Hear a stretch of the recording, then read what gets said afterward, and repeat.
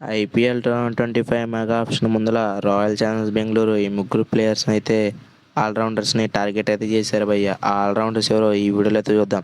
చూసే ముందర మన వీడియోకి ఒక లైక్ చేసి అలాగే సబ్స్క్రైబ్ చేసుకోండి భయ్య.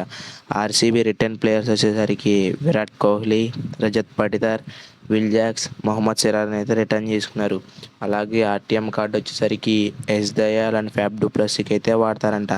అలాగే ఆర్సీబీ టార్గెట్స్ ప్లేయర్స్ వచ్చేసరికి పిల్ సాల్ట్, కేఎల్ రాహుల్, నితీష్ రాణా అలాగే రాహుల్ చహర్ని అయితే టార్గెట్ చేశారు.